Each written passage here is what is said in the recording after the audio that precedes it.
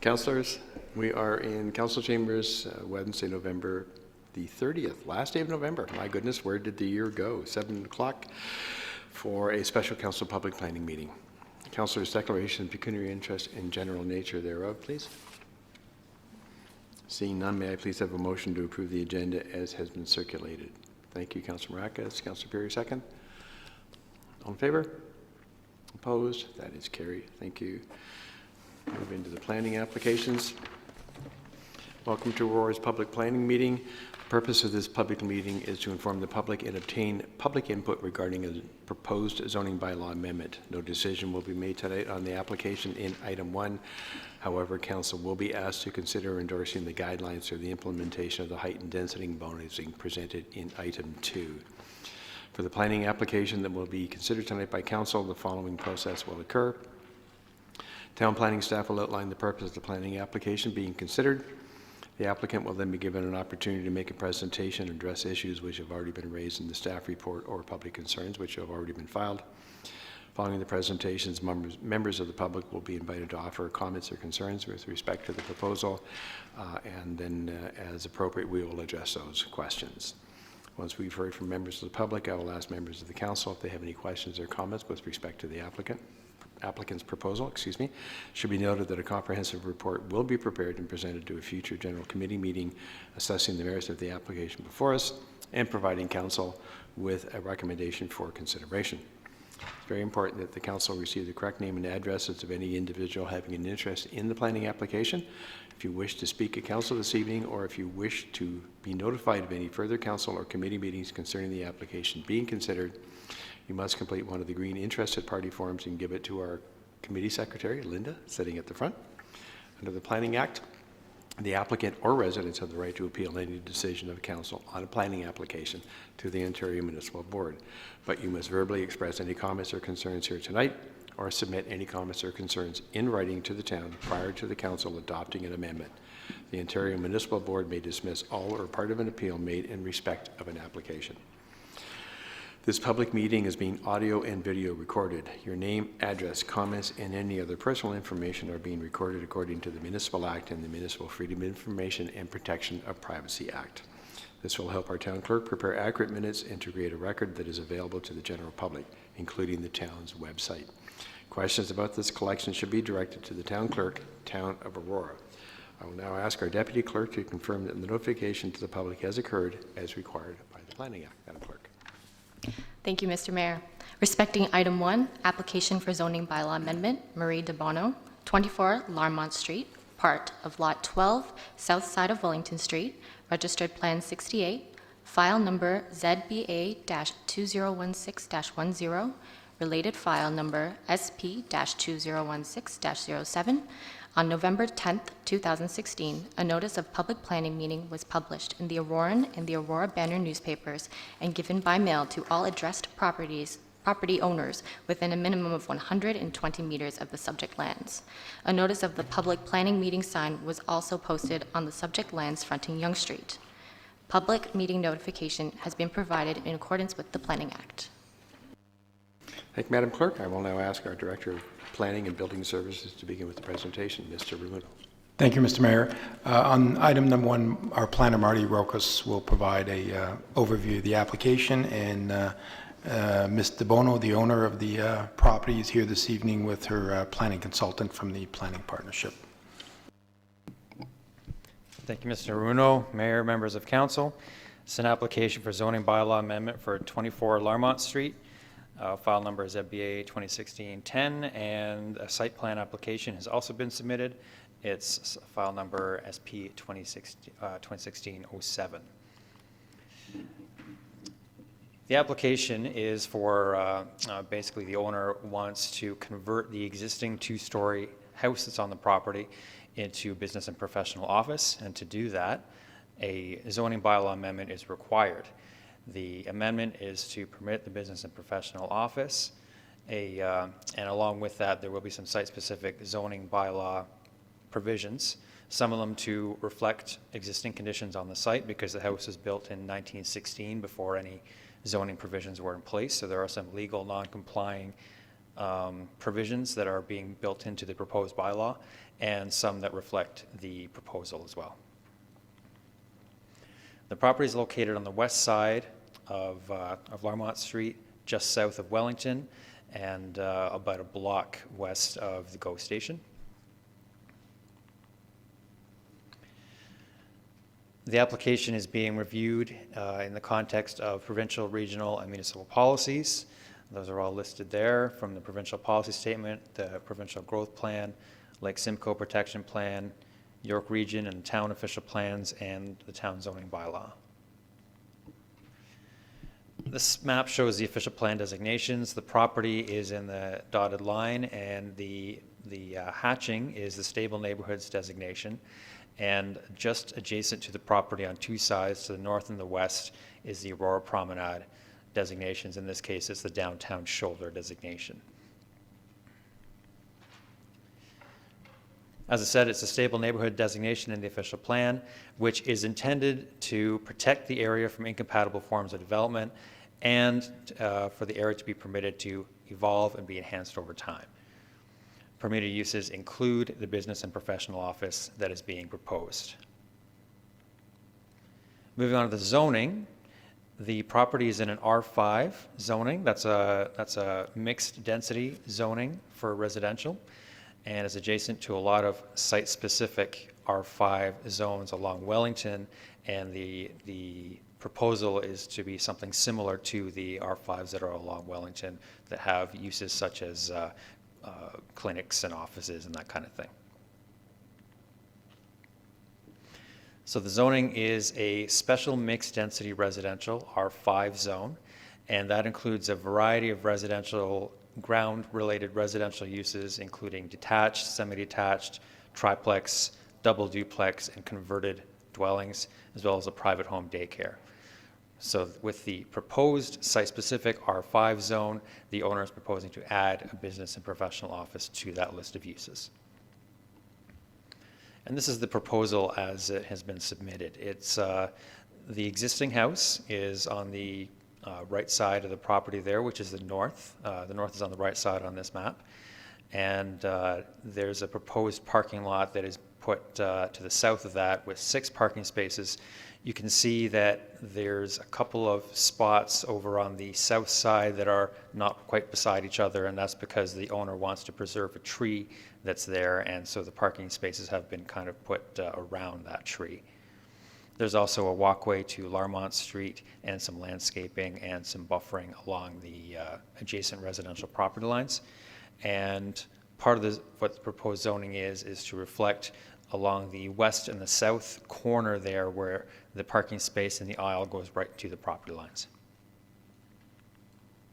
So there's a lot of information here on what exactly is being proposed. I'll go through them one by one. I'll try to make it quick. The permitted uses, it's the list of uses that I mentioned earlier with business and professional office added to it. The proposed is on the right, the existing is on the left. The front yard, rear yard, and the steps for encroachments are all to recognize existing situations, what's there with that house. So front yard of 2 meters, rear yard of 0 with an existing part of the house that goes right to the property line, and the steps go right to the property line in the front as well, so that's 0 meters.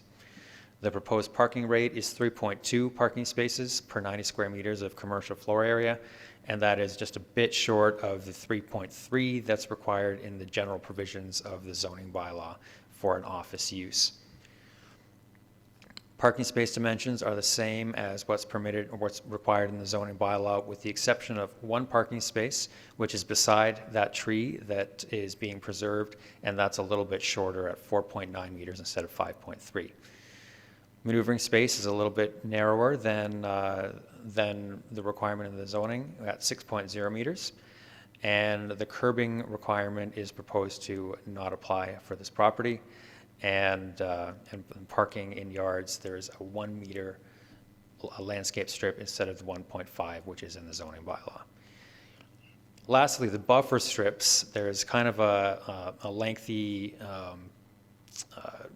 provision that's been proposed, and basically what that is showing is, I'll go back to the site plan, In those areas in the southwest corner of the property where the parking space and the aisle go right to the property line, the proposed requirement would be to have a fence, a privacy fence in those parts of the property, and in the areas where it's a little bit back from the property line to have a buffer strip for landscaping. We've sent comments back to the owner for both the site plan and the zoning bylaw amendment. A few of the things we're looking at include conformity with the official plan.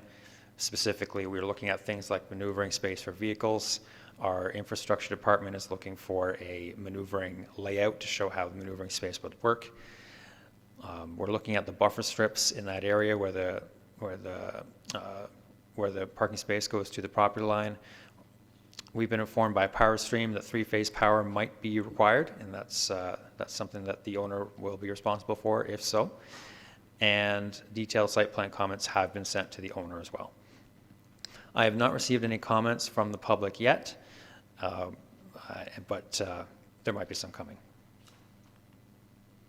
So to conclude, as usual, staff will continue to work with the applicant to finalize outstanding technical matters, and a comprehensive report with recommendations will come to a future general committee meeting. Thank you very much, Marty. Ask the proponent to come forward, please.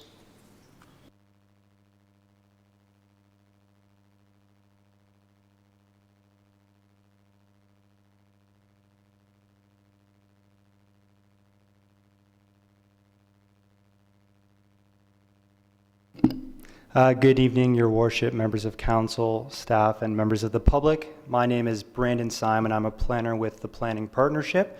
We are acting on behalf of the owner of the subject site, Ms. Mary DeBono, who is also here to participate in the meeting.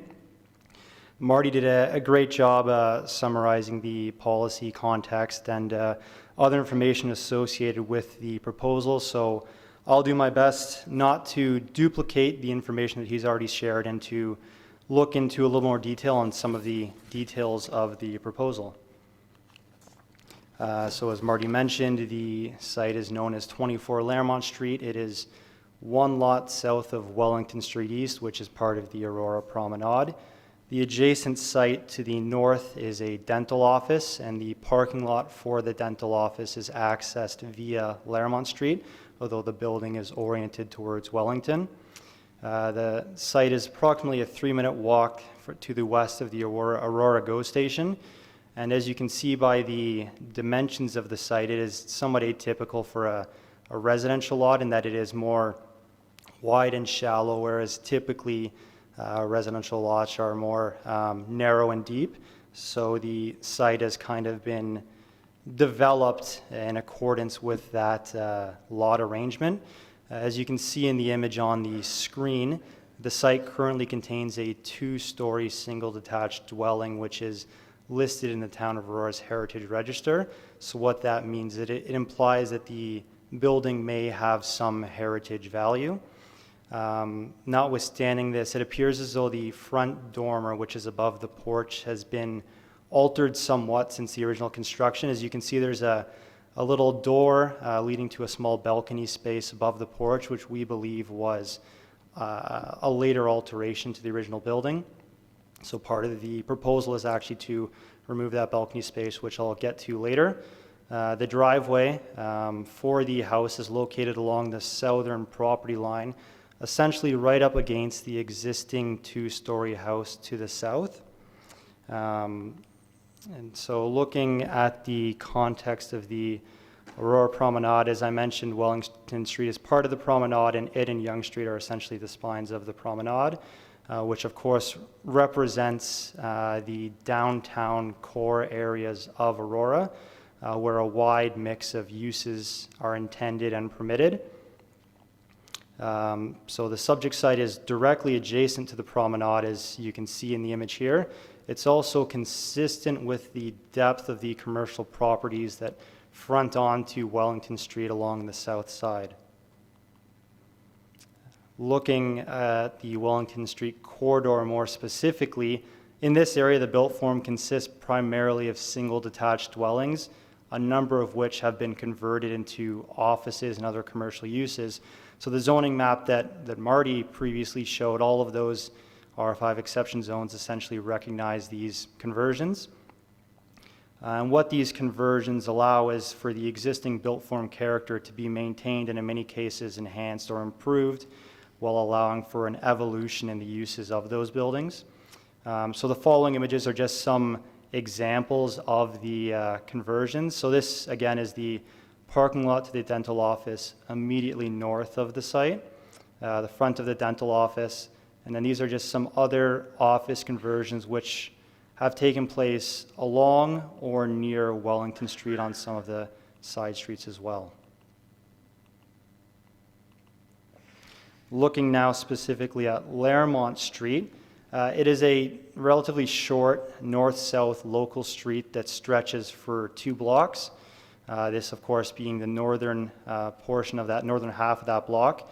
It is primarily single detached dwellings, except that the southern half also contains the Town Park and Armory building.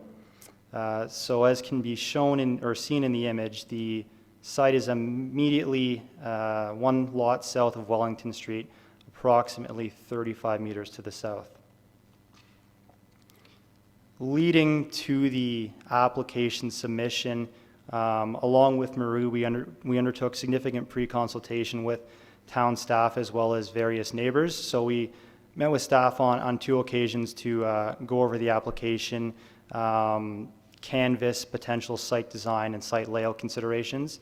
After that, Marie met with her adjacent neighbors to the south, which is the 2-story dwelling, as well as the west. So immediately to the west is the rear yard of a residential lot that fronts onto Wellington Street. We have designed the site and landscape plans based in part on input from those neighbors. Specifically, the neighbors to the south preferred to see that existing tree in the side yard be retained, which is why the plan was designed around the tree. And they also asked that we did not provide a high privacy fence along that entire south lot line, as they'd prefer to see a more open environment with the landscaping that we've incorporated. She's also, since the application, spoke and met with neighbors directly across Laremont Street on the east side. So coming to the proposal, it is to convert the existing dwelling into the office. Looking specifically at the use, Marie is owner-operator of a financial services business.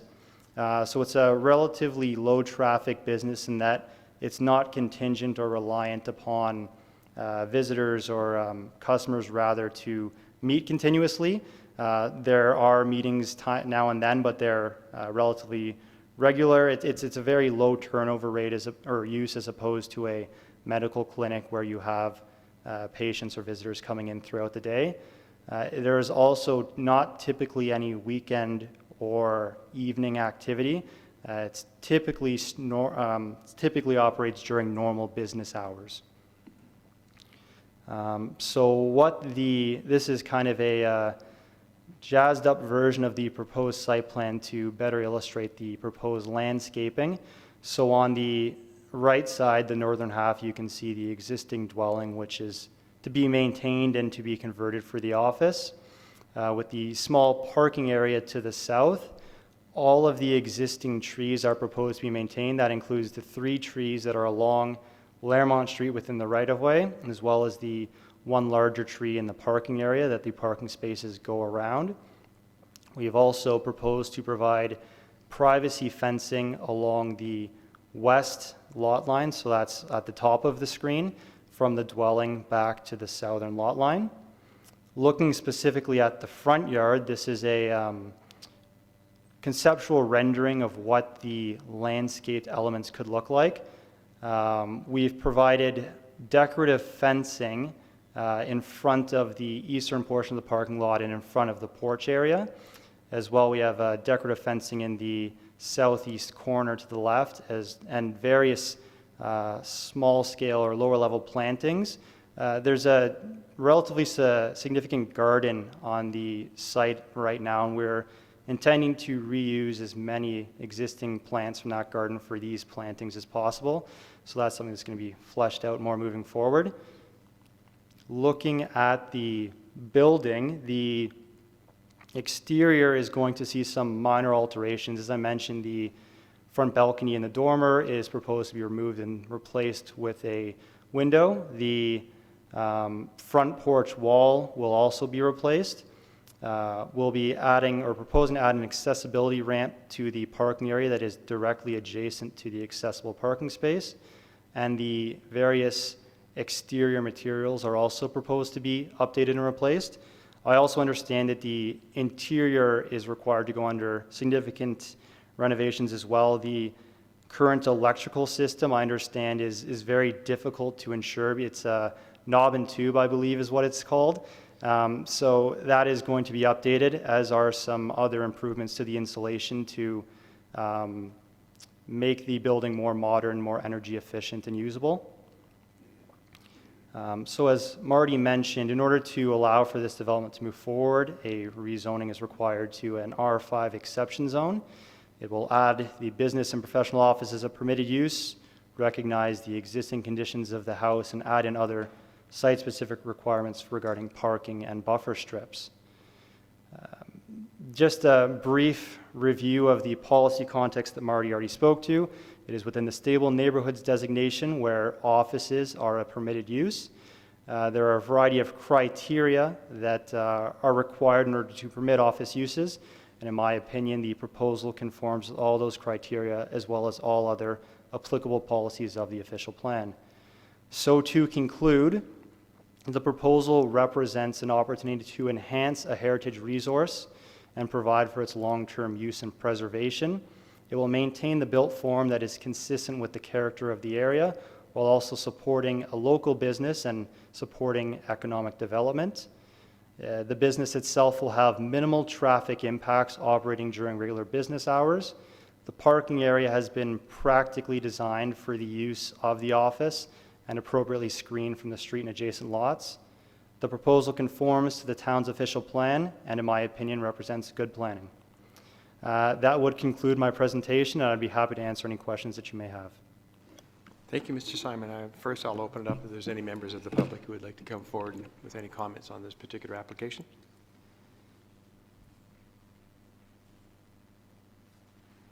Seeing none, I'll invite you back to the podium, Mr. Simon. Councilor Maracas. Thank you, Mr. Chair. Through you to the proponent. Have you brought forward this proposal to the Heritage Committee yet? We have not as of yet. The building, it's listed not designated, not in the Heritage Conservation District, but we've taken the heritage considerations of it seriously, and in doing so try to maintain what we see as the key elements of the cultural character of the building. We have not seen any comments related to the heritage aspects, but if it is needed to proceed before the Heritage Committee for the site plan approval, then we will present to the committee at that point in time. Okay, thank you. Councilor Thompson. Thank you. Just to be clear, you had indicated that the owner had spoken to the residents in the area behind, across the street and so forth, and made some changes, but is it fair to say then that they're all supportive of the application? That is my understanding of it. Maria's, it sounds from her interactions with them that they're mostly happy to see the existing building retained and to be enhanced, restored, if you will, and supportive as well as the use that's going in the landscaping and fencing treatment that we proposed to screen the parking lot. Councilor Gardner. Thank you. So the conversation has been had with the neighbors directly facing the proposed? Correct. So she originally met with the neighbors directly to the south. So they have the dwelling that's very close to the south property line of 24 Laremont Street, as well as the dwelling or the residential use to the west. So that's the deeper lot that fronts onto Wellington Street and has the backyard adjacent to this site.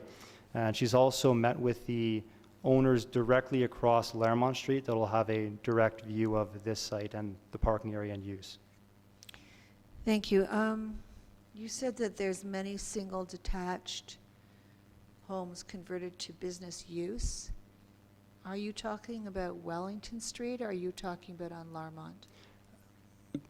Primarily along Wellington Street. There are none on Larmont. Larmont at this point in time. There are some other local streets further to the west that come off Wellington Street that have seen some conversions like this, but you are correct that there are none on Larmont at this point, except that the parking area for the dental office is from Larmont. Yes. And I didn't quite catch it. You said, use the word evolution of homes in this area. Could you repeat that? Sure. So Wellington Street being part of the Aurora Promenade, one of the general policy directives, I suppose, is to allow for and permit a wide mix of uses. And along a corridor like this, commercial and business uses are often something that's promoted. So along and near Wellington Street, what in my opinion has occurred is this historical and built form that may have some heritage value, these old single detached dwellings that were the original buildings and constructions on these lots. They've had their interiors updated to allow for these new commercial office uses that are moving into the area. And this has allowed for an interesting mix of residential and commercial uses, which I think is intended in one of the policy objectives of the Aurora Promenade. So that's what I was speaking to when I spoke to the evolution of uses as I see it. Thank you. But I believe we are mostly talking about the homes on Wellington. Thank you. For the most part, yes. Any other questions for the proponent, please? Thank you, sir. We'll close this portion of the meeting. Linda, if you could put the motion up on the screen, please. If someone would move that, Councillor Perry, Councillor Humphreys. Comments or questions for Mr. Rumuno with respect to, or Mr. Rokos with respect to the application? Councillor Maracas. Thank you, Mr. Chair. Through you to Mr. Rumuno. Mr. Rumuno, if there is any alterations to the actual physical building, does it not need to go to Heritage before anything can happen? Mr. Rumuno. Through you, Mr. Mayor. Yes, they're not considered significant, but I will speak to Jeff, our heritage planner, about taking the application to and the proposed modifications to the next Heritage Advisory Committee. But my practice is always to bring a planning application before council first. But before a final report comes back, we will have vetted this through the Heritage Advisory Committee. Okay. I really don't have too many issues with this. I think that it is enhancing a heritage home. I mean, I would like to hear what the Heritage Committee does have to say, but I think this is kind of one of those instances where if you can clean it up, fix it up, and if it can be there for another 150 years, I think it's well servicing the town and keeping that heritage aspect alive for a long time. So I'm fine with moving forward to a general committee. Councillor Humphreys. Thank you, Mr. Mayor. And yeah, I'm comfortable with the plan I reviewed. And the house is listed. It's not a heritage designation, so I'm not concerned. I'm actually pleased that they want to keep it intact, which is kind of nice. So I think you're going to have support all around. That you're going to enhance it, which is the idea. Just from a question for Mr. Muno. From a resident and business perspective, do we have others in that? I think we do have others on that street, on Larmont approaching Wellington, or is that one of the first businesses going on to Larmont Street in that end? Mr. Rumuno. Through you, Mr. Mayor, this is, I think, one of the first ones. It's really, as was explained, the way the lot is configured, it's really not a corner lot, but it is a flankage lot. But most of the residential dwellings that have been converted to office type uses are along Wellington Street. We do have some over by Moseley, close to Yonge Street, but this is the first one on Larmont Street. No, perfect. It makes sense. Do you know how many parking spots that is required for that? Mr. Rumuno. Through you, Mr. Mayor, our current rate is 3.3. They are providing for 3.2. It's a very minor reduction from the current standard, and they are showing 6 parking spaces for the office use. And considering the floor area of the building, it's less than 2,000 square feet, so 6 appears to be sufficient for the use. Perfect. Thank you. I'm pleased with it, and absolutely go to GC. Thank you. Councillor Thompson. Thank you, Mayor Dot. Through to Mr. Ramuno. Mr. Ramuno, can you confirm that we've not had any sort of, I guess, input from the residents with respect to the application, or if we have, that they're supportive of it, as indicated by the planner? Mr. Ramuno. Through you, Mr. Mayor, I don't believe, and I'll look to Marty, that we have received any questions or calls from the surrounding residents. But again, notice was placed in the ad and a sign on the property, but unless Marty has any additional information. Mr. Rokos? Through the chair, that I've received a couple of questions, but no comments, nothing written or anything like that. Thank you. Councilor? You know, as indicated by others, you know, I'm supportive of the recommendation in front of us. I just want to make sure that, you know, A, the residents are well aware that this is going to happen, and, you know, similar to Councillor Humphreys, just want to make sure that there's sufficient parking within the property. It is still a residential street for the most part, and would not want to see, you know, parking spill out onto the streetway. Thank you. Councilor Gardner? Thank you, Mr. Mayor. I'm opposed. To me, this is a stable neighborhood. If you look at page 8, we've already allowed a parking lot to face the residents on Larmont, and now this will be a business, and that will take up about close to a third of that west side of Larmont. And the east side is very much a stable neighborhood, and actually south of this area too, and it's only a block long. I think this will change the character of this block. I think it's bordering on our cultural precinct, and I'll speak to the residents. If they're not opposed, then I can't be opposed either, but I think this is too much of an encroachment into a stable neighborhood, considering that this street is on the border of our cultural precinct. Thank you, Councilor Gardner. Any other comments? Councilor Abel? Thank you, Mr. Mayor. And through you, so was there a sign put on the property? One of those big white signs? Mr. Miller? Do you, Mr. Yes, there was. And you have,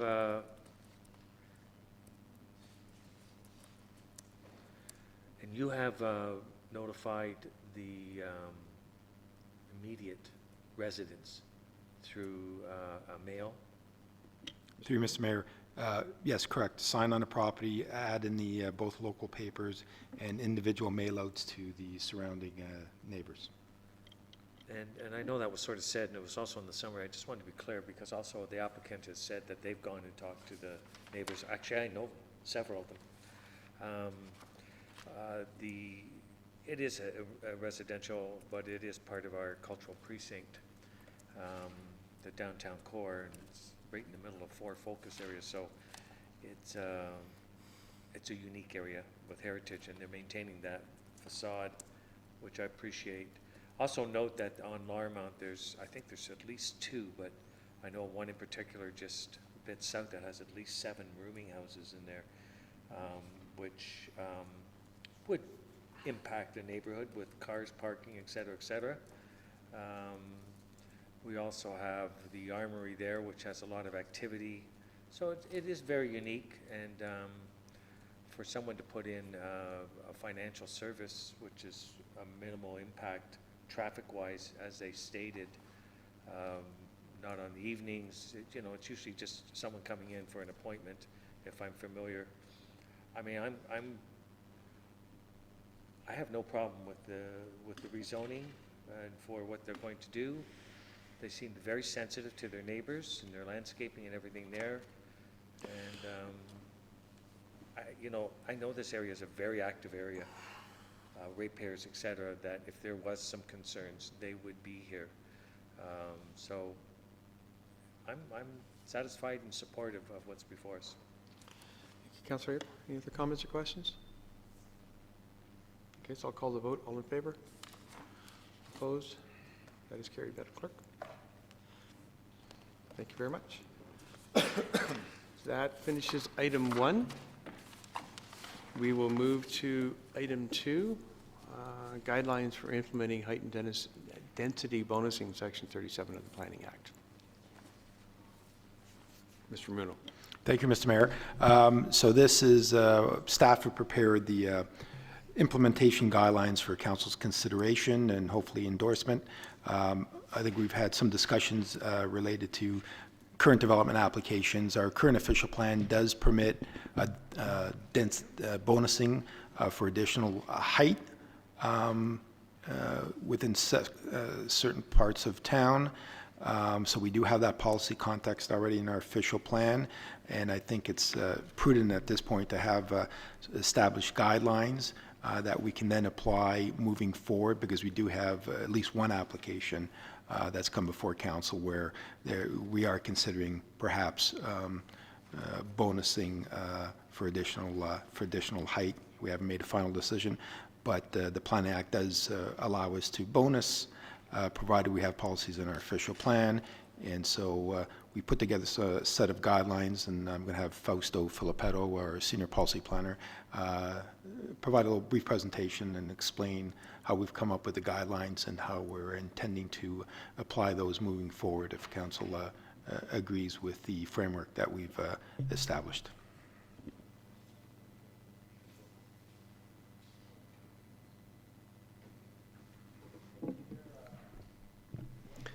Thank you, Marco. Good evening, Mr. Mayor, members of council. This is going to be a very brief presentation that really just highlights the key principles and procedures with respect to the proposed bonusing guidelines. First of all, bonusing is a permission given under the Section 37 of the Planning Act. It allows municipalities to secure community benefits as a condition of approval of a rezoning for an increase in building height and/or density over and above the existing planning permissions. With respect to the applicable geographic area, back up. The town's official plan sets out the policy framework, as Marco mentioned, for the height and density bonusing, and that includes a variety of community benefits. Some of these community benefits are socially assisted and supportive housing, nonprofit, community, cultural, social, recreational, and institutional facilities, the preservation of heritage, community identity, or natural environments, the contribution of public open spaces beyond the Planning Act requirements, provision of public access to ravines, valleys, and the Aurora Trail Network, significant pedestrian or bicycling connections, off-site landscape, streetscape, and urban design objectives, land for other municipal purposes, and the provision of local improvements. So you can see there's quite a vast list in the official plan with respect to the type of community benefits that we can secure through bonusing. With respect to the applicable geographic area, although the principles will be applied primarily in the Aurora Promenade, staff are recommending that the guidelines are applied on a town-wide basis where and when they can be appropriately done so. One of the main planning principles of the bonusing guideline is that a bonus will only be granted on the basis of good planning, and that good planning would be constituted by compliance with the official plan, compliance with any design guidelines, an evaluation of the proposed development in the context of the surrounding neighborhood, and the availability of adequate services, and this includes both hard and soft services. The bonusing process would be managed by Planning and Building Services with the support from other departments as required. And again, another principle in the guideline is that the community benefits should be realized whenever possible in the neighborhood where the bonus was given. And the community benefits shall be secured by an agreement between the town and the applicant. So a little bit about the process and procedure there. With respect to the evaluation of the community benefits, on average, the town would seek to achieve a value for community benefits, which represents a range between 25% and 35%.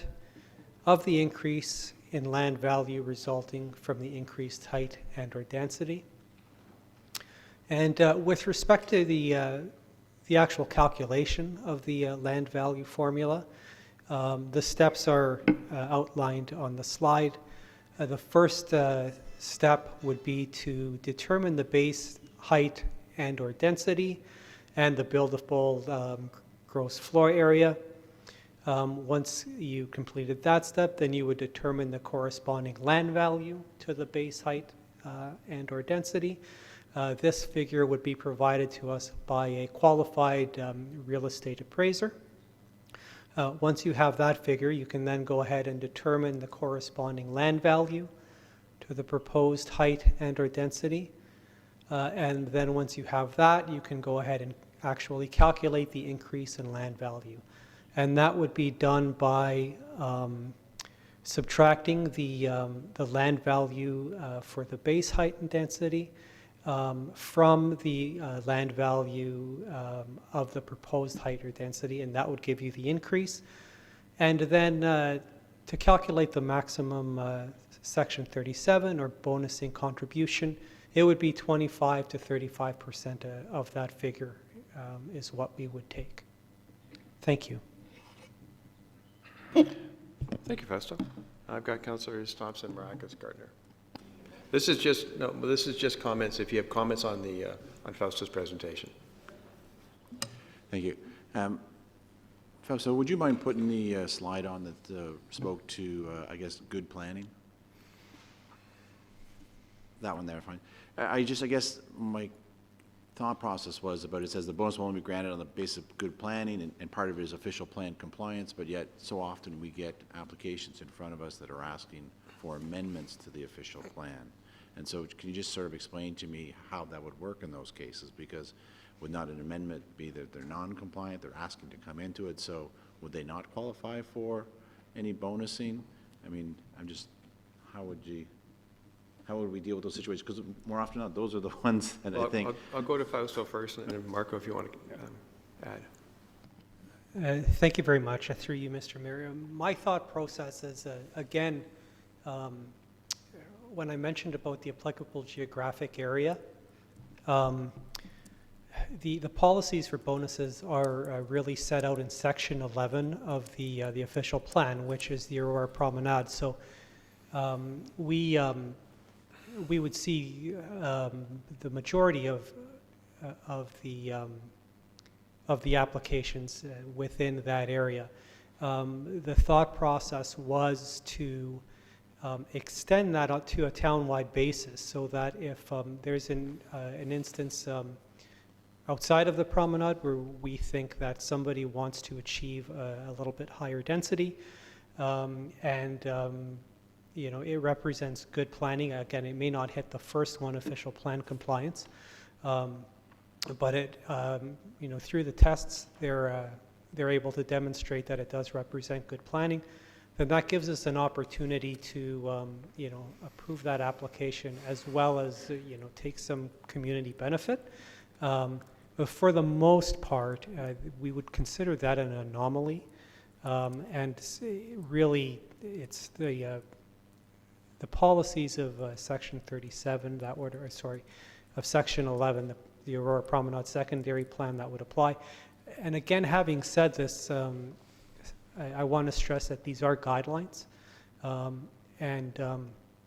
So because they are guidelines, we will get some anomaly situations where we may have to stray a little bit, but that would be, again, with support from the other departments, like legal services, like corporate services, and that would come back to council for the decision. Does that help? Just, I guess, Mr. Ramuno wants to simplify it a little bit. Mr. Ramuno? Through you, Mr. Mayor, certainly. What we mean is obviously good planning. We're not going to recommend bonusing just for the sake of bonusing to receive some sort of benefit. I mean, the design has to work. The built form has to work in that location. And, we'll have this discussion early on. Obviously, staff isn't going to agree to anything. There will be planning application to the zoning bylaw amendment. There could be an official plan amendment. And under the Planning Act, it's a condition of the zoning bylaw amendment. So, it has to be good design, and we have to have that discussion early on with council, but also with the applicant, so they're aware that we do have these provisions. We are not presupposing anything, but we'll take it through the process. And if council considers an application to be a good design, a good plan, and it fits into that situation, that location, but we do want to vary from the zoning, existing zoning or the official plan, we can impose that condition.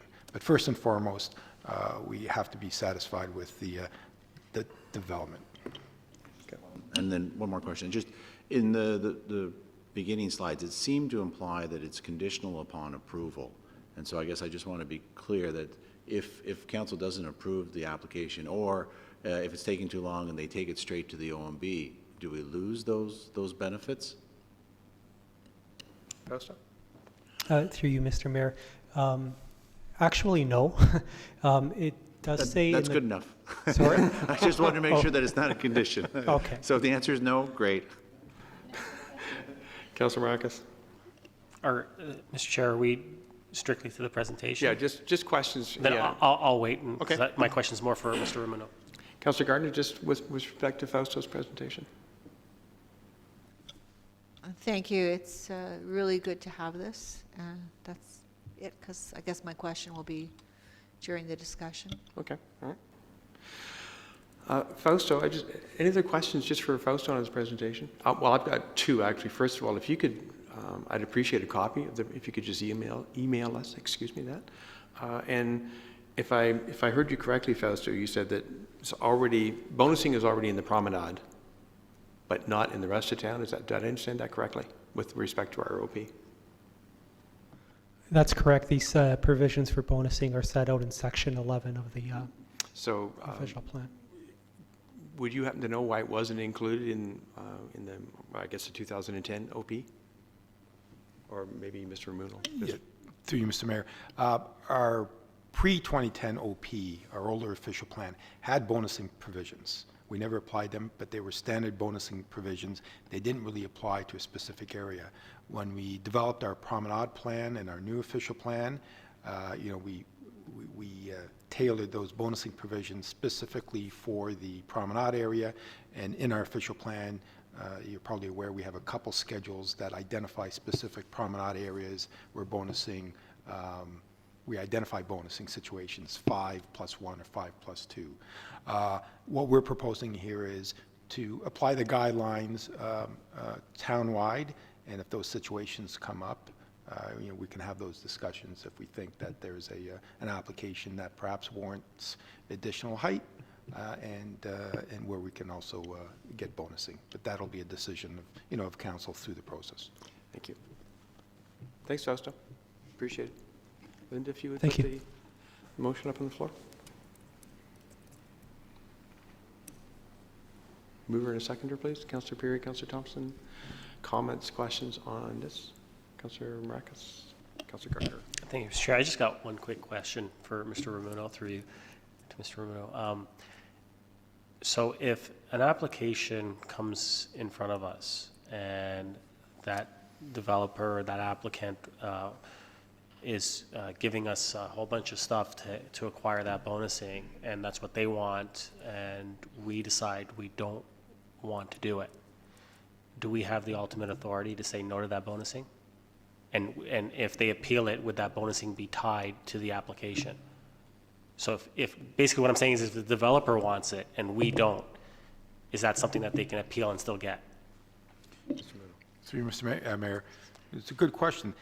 I don't think there'll be a situation where an applicant may want additional height, but they're not necessarily going to offer bonusing up at the board. But no, council could turn down an application based on its height or its density, and if it went to the board, that would be dealt with at the board. But an applicant, I don't recall a situation where an applicant requesting height will offer up bonusing. It's not something, it's really, that's in council's hands to drive that process to request bonusing.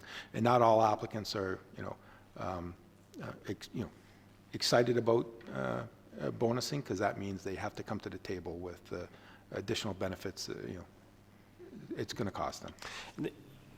Fair enough. And I don't think the that only answers your reason, question, does it? Pardon? Does that answer your question? No, not really, because like. The application for it is a 7-story building, not as a 5+2. No, but what and I see what you're saying. But if let's say they said, well, we're going to work with you, and we're going to give it 5+2, and we're going to give you bike racks, and we're going to give you, we're going to fix the front area, we're going to do the sidewalks, we're going to do all of this stuff, and we say, well, no, we want it to be 5. We're not going to give you that bonusing, and then they appeal the whole application.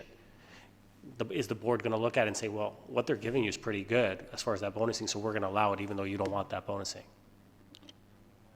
Through you, Mr. Mayor. No, I understand your question. I mean, they could try that as part of the application. They would refer, their original application. It would be, council's position then that for your planning reasons, why you don't support the application, the development in that form. The discussion of any bonusing, any additional benefits that the applicant is giving council or the municipality is really secondary. First and foremost is the development. So in essence, the OMB, through you, Mr. Chair, the OMB doesn't necessarily is not really going to look at the bonusing aspect of it. No. Okay, thank you. Councilor Gardner. Thank you. Following on that, if bonusing is in the Promenade Plan, secondary plan, we already have it there, and it's there, and we say we will allow it, then if we don't allow it and it goes to the OMB, then aren't we in a negative position? And also, if we make this townwide, then aren't we setting are you sure we're not setting ourselves up for a problem at the OMB if we deny it? Through you, Mr. Mayor, with respect to being solely within the promenade, if an applicant does come forward with a proposal in the promenade where it's identified where bonusing is contemplated, if council turns that down, it's based on a planning reason and policy. So that application could still go to the board based on, and the applicant would certainly refer to the promenade plan stating that council did contemplate in this location within the promenade focus area 5+2, but if council, for whatever reason, doesn't really like that development being a 7-story building, that's an argument we'll make at the board. With respect to applying the guidelines townwide, they are, as Fausto mentions, they're guidelines, they're not policy, so they're not embedded in the official plan. Again, they're just guidelines. Councilor? As a tool to assist staff and council in applying those bonusing provisions where council is going to consider that type of development in the suitable location. Thank you. And Section 37 of the Planning Act does it give us permission? If it's not policy, what is it? It gives us... Through you, Mr. Mayor, it gives the municipality permission to include policies in your official plan to deal with bonusing on a case-by-case basis, and then to enter into specific agreements to secure those bonusing provisions through the zoning bylaw and site plan stage. So right now, we have a proposal that's going through the process on the northeast corner of Industrial North and Wellington. So you've got a 25 to 35% increase in land value. So, how do we decide, do we do 25, do we do 35? We've given ourselves a lot of leeway because? Mr. Miller? Through you, Mr. Mayor. It is a complicated tool. Not municipalities, have applied those. I mean, City of Toronto has, City of Vaughan has recently, and we fashioned our guidelines from the City of Vaughan. It is a complicated tool, so it's really a question of when we get to the point where we've identified, a development, we'll have to determine, as we spell out what the base density is based on the square footage, and the additional density being additional height. If it's 1, 2, 3 stories, we then subtract or add the additional square footage. Then we have to do a land appraisal based on what the value of a square footage for that building in that location of town is. There's a mathematical calculation, and we've come up with this 25 to 35% range. because it seems to be sort of the best practice. Vaughn's was a greater range of 20 to 35. We've closed the gap a little bit, 25 to 35. It's going to be a case-by-case basis, really depending on the size of the development and the number of, additional square footage. So that'll require some calculation on our part, and we, council or staff will not be making any decisions, without council's input. We will, have that discussion earlier on during the initial applications stage, and council will have to be satisfied with that final number that we do arrive at. And there will be some negotiations involved between staff, the applicant, and, we'll bring that to council's attention. Thank you. So with the two towers, I mean, it's in it's in the Aurora Promenade to begin with, at the very edge, but it's near the GO station, so it's a perfect area for bonusing. So do you have any idea how, because we had a lot of discussion about that already at the table, do you have any idea how this policy would apply to that particular application? Is this the appropriate time to ask that? Mr. Moon? Certainly, yeah, and it's a great example to actually apply it. And we've had some initial discussions with that applicant, and we've seen an email from the applicant because they are aware of these guidelines, and they've had some questions as well with respect to how are we going to arrive at a number, and whether we're going to do it based on just number of units or additional gross floor area, and that's something that we're going to have to enter into, have some discussions with them on. But trying to simplify it, one way to do it is, if as a right in that location, and we've had this discussion during the public meeting stage of that application, they have as a right under the official plan 5 stories. So their current proposal has been revised from 10 to 8. There seemed to be some willingness to perhaps, consider that revised application. We haven't settled on anything, but if we're going to go with 8, for, theoretically, there's 3 additional stories. So we then do the math on how many additional units they would get if we approve those additional stories, and then we do, we apply that percentage of bonusing. The other way to do it is to do it on a square footage calculation, and, we may have to get an independent appraiser involved, and the applicant may want to do their own appraisal. And again, these are negotiations that staff will have with the applicant, and of course, we will bring the results forward to council before, obviously, for council's final consideration.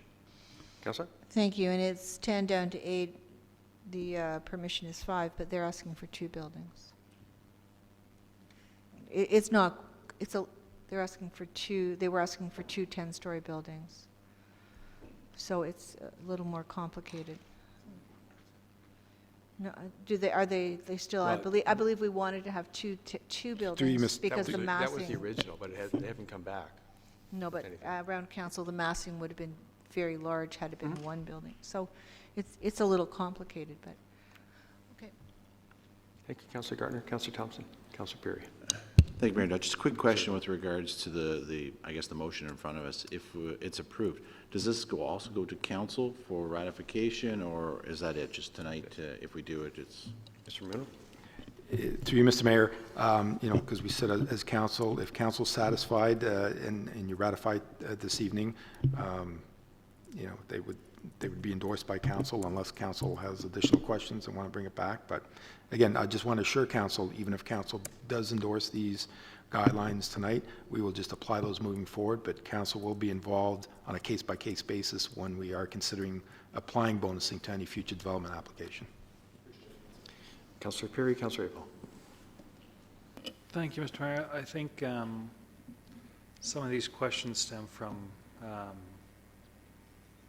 getting confused, confused isn't the right word, but different definitions of what good planning is. I think around the council table, we have one definition in our mind of good planning, and I think that's different than what planners and the OMB consider to be good planning.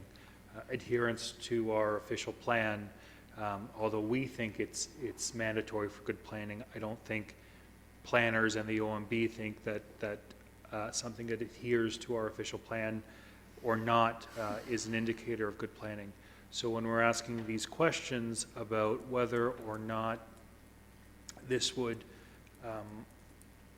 get us into any trouble at the OMB if we move forward with this, I think what's important to note is regardless of whether or not we have any bonusing provisions, if the OMB deems a 7-story building to be an element of good planning in a location, irrespective of what our own rules on bonusing are, the OMB will say we agree with that development.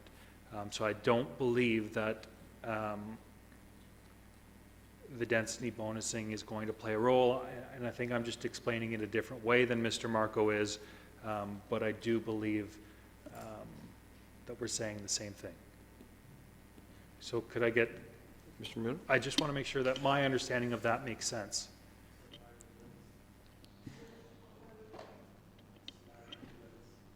I'll just say OMB reform.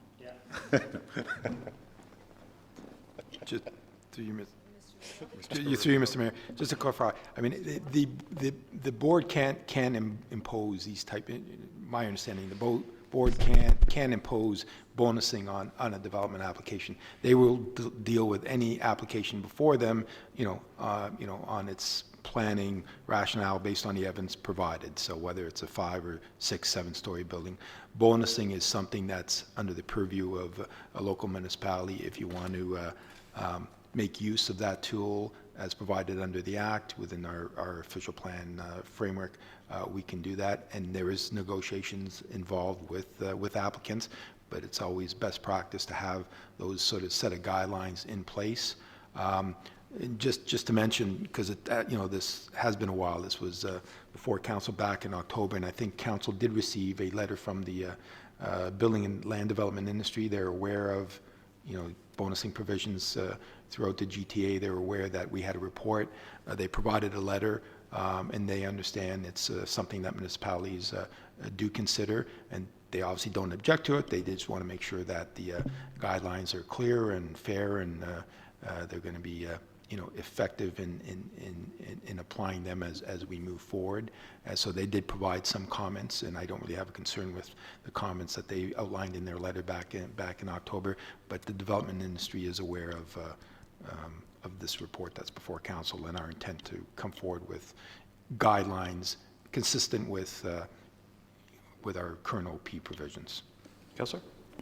Thank you, Mr. Mayor. And the reason why we have this in front of us is because it is another tool in our belt. I don't disagree that, the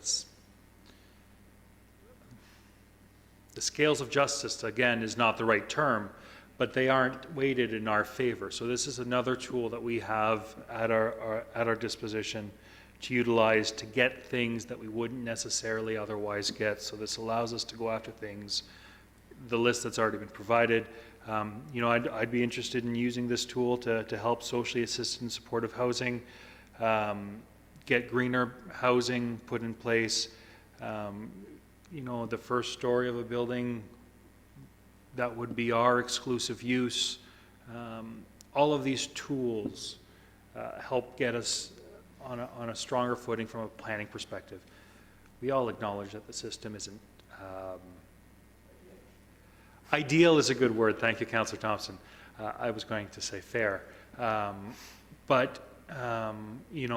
Ultimately, this is a step that we can implement to help us get a stronger footing when we're making a decision, and to try and push for what we're looking to receive. Thank you, Councillor Perry. Councillor Abel. Thank you. And through you. So we have, how high can an applicant ask? Could someone come forward and say, I've got a great idea, but it's 15 stories, and I'm going to give you all this? Right now, we currently have a 6-story with a possibility of bonusing to 7. If you could just sort of set that straight for me.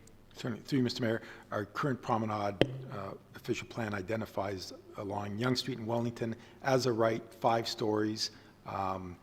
For the north of Wellington, 5+1, and in our focus areas around the GO station, North Yonge, South Yonge Street, the OP provides for 5+2.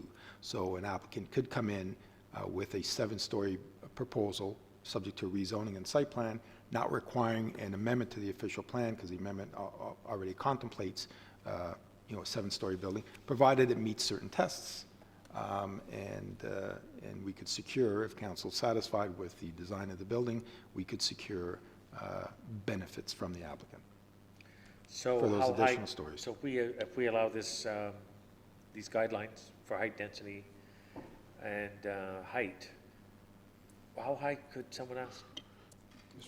To you, Mr. Mayor, just to be clear, the guidelines, aren't amending our policies in the official plan with respect to, what good design or good planning or the height cap. That's still within our official plan. Right now, 5+2 is the height cap within our official plan. So an applicant, and we've seen those applications even prior to these guidelines in place, applicants could come in make an application for much higher than what our current official plan identifies, and we've seen that with that Metro application. They started at 10.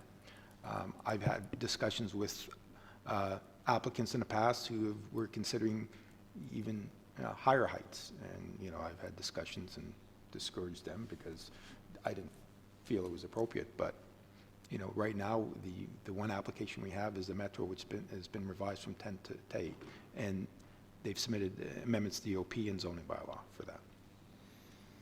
I don't know if I got my question answered. We have existing ones, and so we have the discretion of going as high as we want.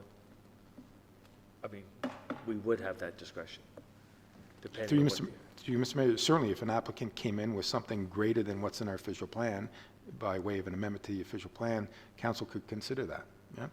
So, yeah, if there was enough things like Councillor Puri was saying. Yeah. I'm going to supply and provide and allow you, and so before you is 15 stories. And it would be up to us to say, you know what, let's consider it based on all the benefits that have been put forward. Okay. Yep. Now, and everyone has asked that, could he then say, I'm going to the OMB for 15 stories? We can revert back and say, no, our official plan says 5+2. To you, Mr. Mayor, yes, but he could still go to the board if council says no. Okay. Councilor Marcus, second time. Thank you, Mr. Chair. I don't know if did I read it wrong in the report through you to Mr. Ramuno? Because I understand where Councilor Abel was going. I thought there was a 35% for maximum from what we provide, so I was just assuming that it said 25 to 35%. Did it not? Yes. So therefore, if our height is capped at 5, would that not mean that the maximum would be 3.5 stories? Through you, Mr. Mayor, again, sorry, just to clarify, that bonusing range of 25 to 35% is the value that we can apply and get from the applicant. Okay, so I read it wrong, so Yeah, that's my fine. apologies for not clarifying. No, thank you. And as far as Councillor Perry's comments, you can give us as many tools as you want, but if we're buying them from the dollar store, we're not going to get anything done unless we have the authority to do them. You can give us as many tools, but we're not going to get what we want at the end of the day unless we have that authority. So I'll just throw that in there. Not that there's anything wrong with the dollar store. No. Just wanted to. Councilor Gardner. Going back to the report, the bonusing was in the promenade plan, and it was for the upper downtown, Promenade General, Promenade Focus. Those are all areas along Yonge Street. So what was the thinking? I didn't sit on that part of the OP committee. What was the thinking to allow it on the Yonge Street corridor? Mr. Mill. Through you, Mr. Mayor, I think that was also in response to the 2006 growth plan and the intensification framework from the province that we had to identify. We had to accommodate for a certain amount of, the 40% intensification. And so we were looking at our intensification areas, and we settled on the Yonge Street Wellington corridor, and hence we arrived at, the Promenade secondary plan. And that's where we focused in on our, for our intensification area, and that's where we applied those bonusing provisions, the 5+1 or 5+2. Just within those areas of the promenade. Thank you, and it probably would have had something to do with the transportation corridor. So what would be the rationale for doing it town-wide? I can see doing it maybe again on the transportation corridor, but Mr. Murray. certainly there'd be certain parts of the town where we wouldn't want to do this. Through you, Mr. Mayor. No, it's a good point, and again, the guidelines, you know, we're not, even if they're endorsed townwide, they don't really presuppose permissions for intensification everywhere, but I hear the comment, and we can take something back to focus it on perhaps, you know, the arterial roads, and that's really where I'm thinking. There are some situations, and we have another application along Leslie Street where it may be appropriate to see a mid-rise building along, you know, Leslie Street, Wellington Street, Bayview, where if we're going to go that route, it does make sense to have those guidelines that we can apply in those situations. So that was the intent, really, not to open up intensification within stable neighborhoods, but, you know, where it could be appropriate along those corridors, Young, Wellington, perhaps even Leslie Street. I did have another question, but I forgot it. Perhaps you'll allow me the latitude if I remember it. Councillor Thompson. Thank you, Mayor Dow. Along those lines, so as we go through the official plan and develop a new one, do you see, Mr. Ramuno, developing a map similar to what we did for the promenade, where we identify those areas? Because we always talk in these planning applications that, you know, we continue to want to kind of identify where we'd like to see intensification as opposed to the developers coming and just dropping down the applications. And so, you know, we have a map that says, okay, if you're, you know, along the Wellington corridor, here's what, or the Yonge Street corridor, here it is. Would we do something simpler then for townwide to say, okay, here's where some of the areas are that we really are open to this kind of bonusing, because that's where we'd like to see the intensification as opposed to other areas? Through you, Mr. Mayor, certainly that's something that we can look at when we update our official plan. And again, I don't want to harp on it, but if there is some concern about having these guidelines applied town-wide, you know, I've sought some legal advice too, and I don't think there is an issue going town-wide, but if we want to eliminate